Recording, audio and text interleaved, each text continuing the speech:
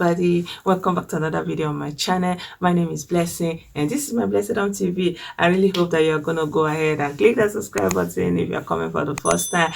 And as usual, I like to say thank you to every one of you who already subscribed. You know, I appreciate you guys. Thank you so much for your support. So I just wanted to bring you an update of this couple that I told you, this Igbo couple that I told you the story of what they did to their maid within the context of this video that I did here that was asking who is going to save Nigeria's slave laborers. So I wanted to bring you that update because of what they did to their maid and how they were trading blames on each other and how the woman was saying now only small I put and small like hot water I put small now me do the small one. So I felt like it's something that we should talk about because how can you be inflicting this kind of pain and injury on somebody else and you are saying as small? Like, what is small about warm water? Like, before water can burn the skin, it has to be above 70 degrees, because if you have 60 degrees, it's not going to burn, it's not even going to scar you. 60 degrees is still a little bit bearable, you can touch it, you can hold it, but when it is getting to 70 degrees, then it starts to scar. So yeah, I don't know what is small about that. So I decided to say it's like they don't feel any form of emotion for this girl just because she's not their biological child. But even at that, she's still a human being. So I wanted us to talk about that. And I wanted to show you the video how the couple were trading blames and saying my husband did it, my wife did it, like they are not actually owning up to what they have done, and there is actually no basis for what they have done. And it actually looks like perhaps the couple between themselves are not actually getting on well, having harmony in their union, and that backlash is being taken out on this little girl. So yeah, along the line, another story broke out today, and this story is like, when I'm thinking that this one is bad, because it actually took me down a memory lane. I had to go to my page and start looking at all the posts I've done in cases regarding people dealing uncompassionately with their maids, and now I saw this other news about something that has happened in Kaduna. So I just kind of said I'm going to couple the two stories. But before I continue, I wanted to say this Igbo couple that I'm talking about, how they were stuttering around with the police and the press. Watch. You saw the injury on the girl, right? Can you tell us what happened? What led to that? Please, can I speak Speak Igbo. Speak in English, please, for the world to hear. Can you swim me? Let us speak English. Speak English. You can speak English now. Speak English. I'll speak Pi Pidgin. Explain. Can you swim me? Ọbụrụkwa mgbe ihe a mere, onye mere datị nwụrụ gam. Kama na eji ekwu mgbe anọ m mere ya, gaghara ịchụ ya n'ọrụ ma ọ gaghara ịba prison. Onye ikpote mgbe anọ m mere the thing.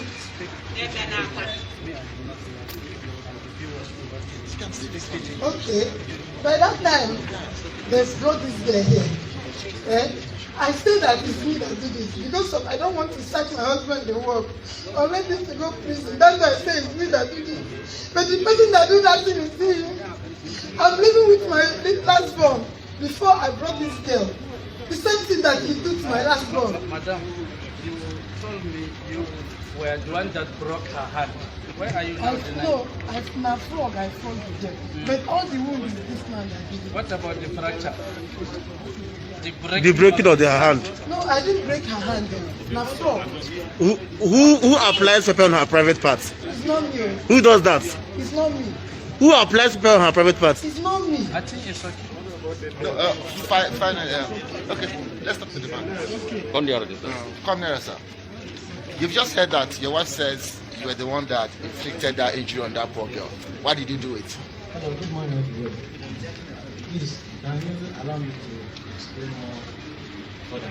Please, yeah. For the first time, Speak loud, please. I told my wife that I don't need to live in my house. please, can you give me time to explain? Continue. I told my wife that I don't need money in my house. Even when I wedded, I told him they forcefully bring her brother, a junior brother. And I told her that if you bring her brother, Come to the issue of this. okay, the issue of this one, in the name of the Father and the Son, in those things, she's the one doing everything because when I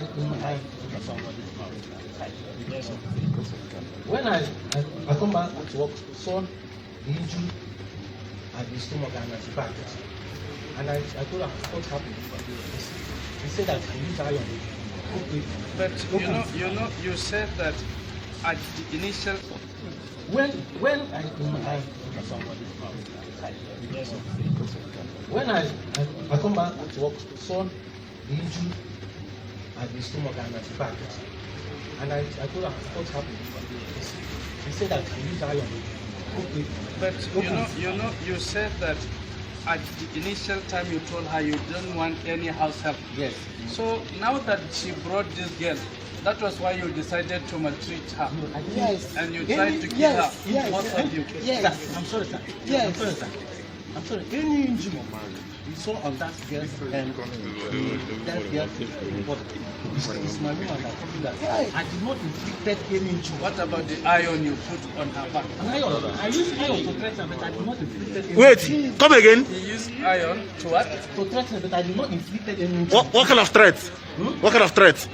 He told me that she thought she was. Gentlemen, we will be late for the court, and please, you have heard him. She was.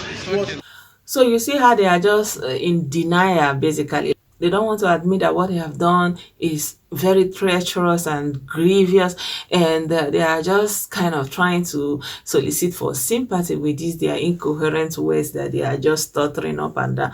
But anyways, the police doesn't have time for them, and thankfully the girl survived. She's recuperating very, very fine, and she's going to have her day in court. She knows who did whatever to her. She'll be able to say it. So yeah, they should just hold their breath, you know. So moving on, I wanted to bring to you something more graphic than this one. Actually, this one is really very, very like, I don't even know the English I want use to speak this thing, because what did they do for this other one? It's even like they learn. Like, I don't know, both of them are bad, but I don't gonna know which one if you say bad pass, because like if you see the pictures, if you even put that kind of picture for here, the feed even delete the channel itself. So as usual, you know, say these kind things, they know they like to see her for here. So I'll just put her for that on my Facebook page. I beg, just click on that link. It's here in the description page. Then you will just go straight to that story, and you see the pictures of what they do this girl. So no be say the girl parents no dey, the parents dey, then they for that Kaduna. So they say that they run for all these men and all these bandits. Now they can't come inside town from their village, you know. So they live within the city center there. So people go they take their children, they help them, you know. So they feel say this woman, she they work for maybe oil company or something like that, and she be deaconess for their church. So that is a good person, a Christian woman, their pikin go stay well for her hand. Now they can say, okay, make their pikin 14 years, make it follow the woman they stay. So she go from there, they go school for the woman house. So they come carry their pikin give this woman. Now so this woman carry enter house, so begin they do waiting please am inside. So they say the man, then they try to contact the girl. The woman no dey give them access. Okay, make them call her for phone. He tell the girl say make him dey speak in English, make him no speak Hausa, because he no want make the girl tell him papa wetin dey happen to her for inside house. So they say wetin dey happen be say they beat her, they shook stick inside her toto, they carry pepper put inside her toto, then they carry hot iron, something where they burn with fire, they go they shook inside, they carry knife where they put for stove, they go use am dey burn in nyash, they burn all in body. Like they don't finish the girl, I dey tell you. So wetin they even dey baffle me say, they say the woman children dey even dey help her when she dey do all those things. They go dey help and dey hold the girl hand, dey help and dey hold the girl neck. Then the husband go run enter inside the house, inside room, lock door, do like say e no dey hear, e no know wetin dey happen for inside the house. So they say many times that they try to come see their pikin, the woman no dey gree, go say because of corona e no wan make dem enter house. So that day na the mama come say he wan see him pikin o, wetin happen? Na the woman say no go let am enter her house, make him dey go. The woman come stay outside. They say more than 3 hours this woman stay outside dey wait. He say anytime, any amount of time when e take, he wan see him pikin. The woman come outside, come say your pikin dey here, I don tell you dey go, I no want make sickness enter my house. The mama no gree. He say today I go see my pikin. The woman come go carry the girl come. He come from pinhole wey dey for gate. They say see your pikin, see your pikin. He no let the girl go meet him mama. So the woman come say shey you don see your pikin, say e dey alive, nothing do your pikin, oya comot from my house, come go. So the woman carry grain when he want to give am, as per you know as they do for Nigeria na, person wey dey maybe farmer, e dey come person house, he go carry food stuff come. He come give the woman for him presence there share am, give all the security people wey dey for outside, because na big woman, you know, and na Christian woman. So when the thing come happen like this na, the woman come go house, go dey tell him husband, say see wetin happen, see wetin happen. So the husband come know say na wow, na be say all is not well. They come dey call the woman, say okay, we wan see our pikin, no come give us our pikin. The woman no gree.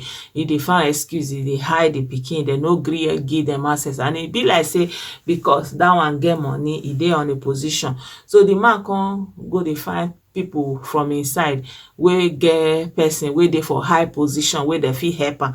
Before the man come see one of him uncle wey dey come help am, they come call this wicked woman, come tell am say they dey give am 6 hours make he release that pikin. As they don call am, I come hear say this one their power pass him own o. She come begin dey treat the girl, they come dey put iodine, they try to whether to cover the wound, you see. So now inside that one they come dey like that o. Then when they come carry the girl come, everybody come dey shout. So the church people, they come dey try to cover the whole thing up.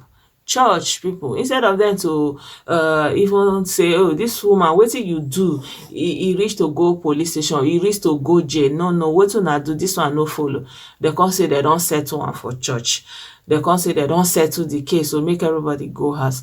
But the parents, they no fit accept, say which kind settle be this one? See my pikin, see wetin they do my pikin. And for the 1 year, for all close to how many months wey the girl don stay there, and I don't know exactly how long, they no send am go school. The girl say na only one day she go school inside of that day, and when she come back that day, they say they see carrot for her hand wey she just put for inside bag, say she go eat. Now they come begin dey beat am. So since that day, because of that one, they say she no go school again. So the man come carry the case go give NGO. Now the NGO now come let the matter come aside now. You see, so they've been done already cover the story. So the picture now, the woman wey do this thing now with the look so this one now developing story. So the NGO, they don't carry the thing now. We go still follow up the story. Maybe we see wetin they want come to say the girl do, then why they can't do all this kind of thing for the girl. You see, and why they can't use church, they hide body, and why church go they cover this kind of a thing? Why will church be used as a vehicle to cover something like this? I mean, this is worse than witchcraft. I cannot explain it. So my people, you know, I told you people how it is on this page. So please bear with me. Just click on that page and just go and see the pictures for yourself. Is I no go fit describe them, but wetin I want talk again for all this thing be say, I feel say we need to really talk about how we take dey train children. How they take dey train children when e be say they no dey teach them anything. At least make your pikin even dey for danger, may you still tell am one thing, say you fit to still try to save yourself like this or like that, because this thing don't dey too much. So I was thinking that I'm gonna do another video on my Thinking Out Loud series, because I've been thinking about it, and I'm thinking that everything that is going on in why these children are able to be taken advantage of in this manner to this level is because of the upbringing. There is something missing there. Like, you don't teach your children how to take dominion of themselves, of their life, to assert themselves in a situation like, na maybe this, or like to be self-confident and to dare to be angry, to be enraged, to have the audacity to even talk back. It's not everything hush, or are you talking to, so we shut down the children, bring down their all their guard.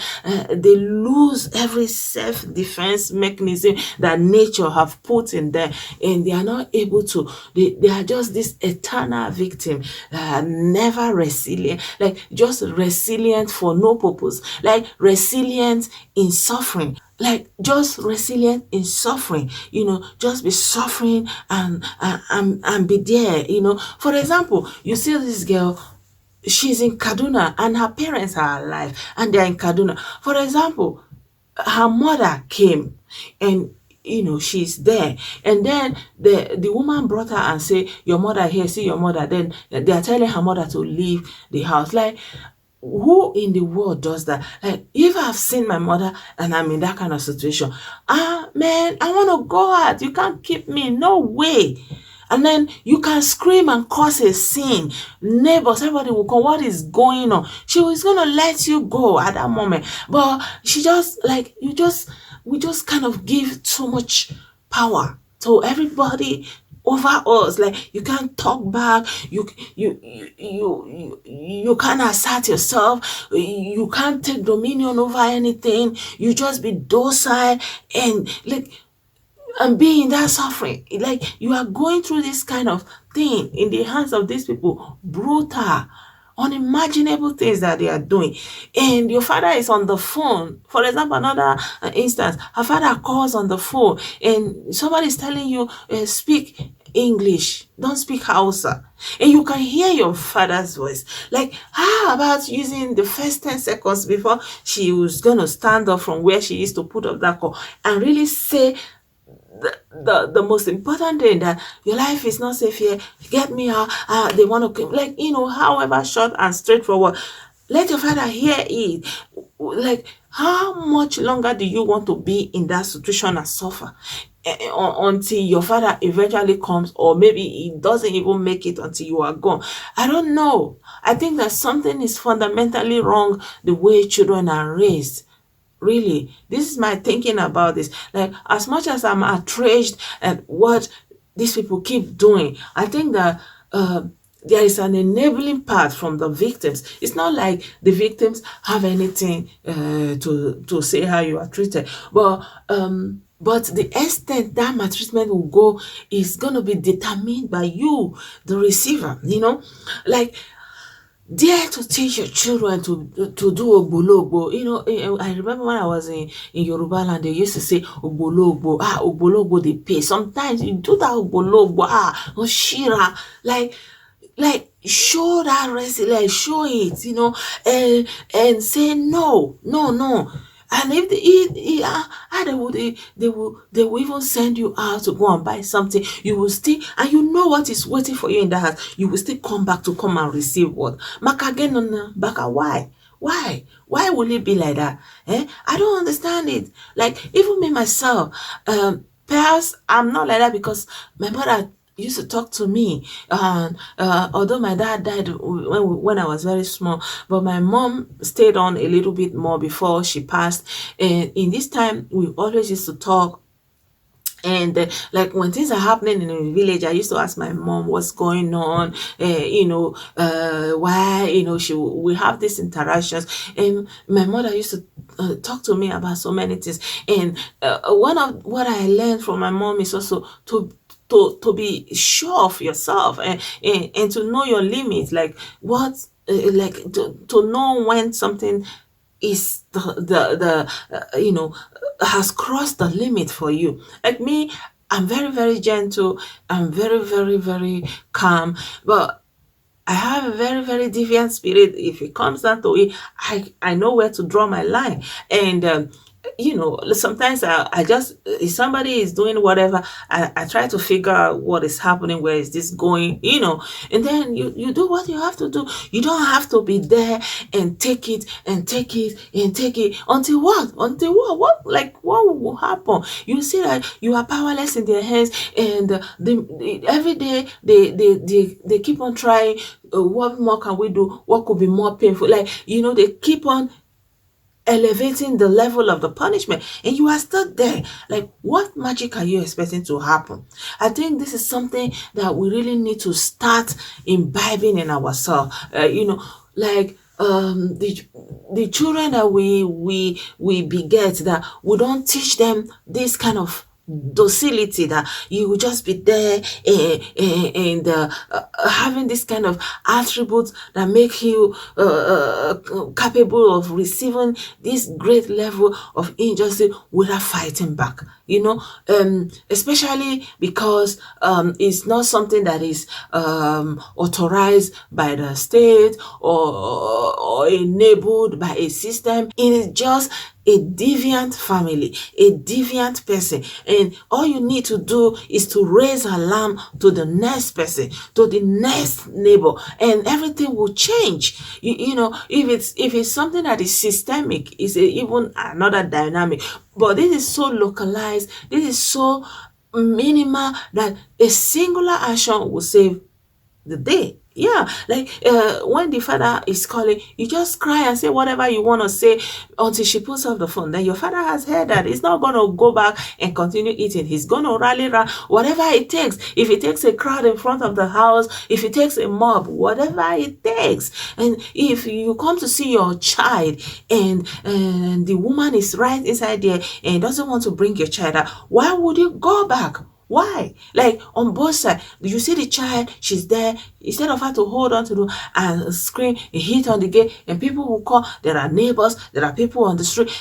Why would people just enable this kind of deviant people who are satanic in their hearts, who have no human feeling, who have nothing human in them? Why would you give them that power, this power to deal with you like this? I don't know. This is how I'm thinking about it, because I'm thinking that it's enough to cry about what is happening, but how to stop it while it is still ongoing? Because a lot of the times, the children who have passed through all these kind of things, they are actually not able to articulate everything that has happened to them.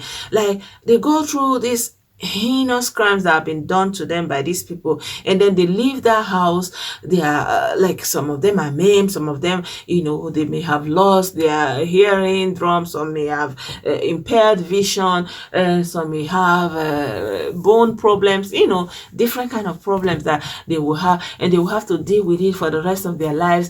And maybe they didn't go to school. That is a foundation that's already broken, and you see them, they are not able to do anything meaningful, or maybe some of them, extraordinary outliers, go on to do something with their lives, and the majority of them don't actually get on again. This is just kind of damage, permanent damage. So what I'm trying to say is, before it gets to that, and I would just like to conclude this video by saying, please let us teach our children. Talk to your child while you are here, while you are alive, while you are seeing them. Teach them about survival techniques. Teach them how to be confident in who they are. Teach them how to do ogbologbo. Everything is not about obedience. They don't have to be obeying anybody to their own detriment. No.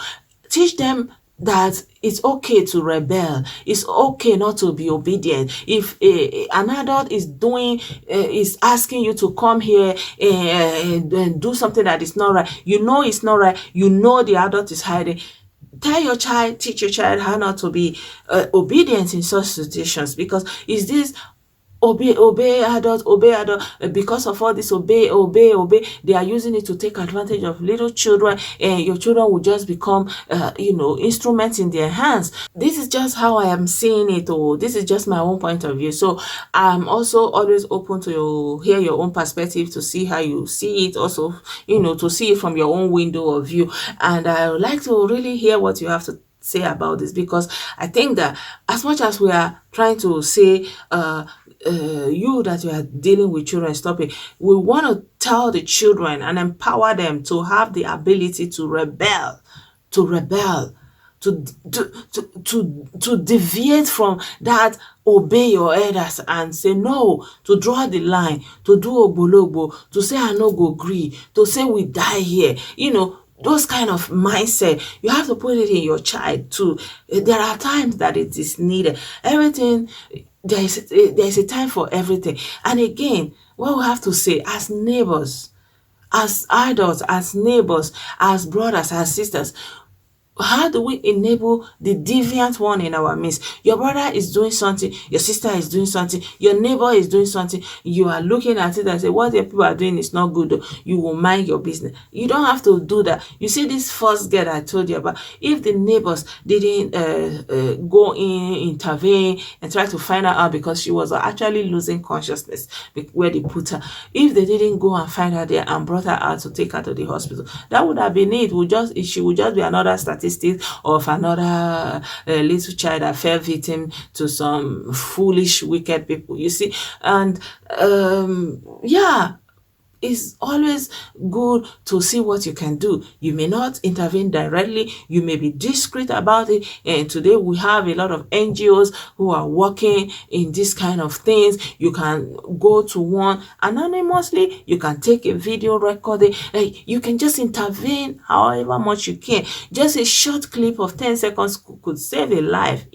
Please, this is an all-rounder. First of all, of course, the people who want to do those kind of a thing, they do it because they feel they can do it and they can get away with it. But if they know that you're watching them, that the neighbors are not going to allow something like that to happen, that you as a brother, as a sister, you're not going to be an accomplice, because that's what you are. If you watch something like this go on within your vicinity, within your family, within your neighborhood, and you don't do anything, then you are an accomplice. If you're a husband and somebody is living under your roof and you say you don't know, then you are an accomplice. If anything happens, you are an accomplice. So what am I saying? It's something that everybody has to put their hands together, and also the child involved has to know their power and be empowered to use it.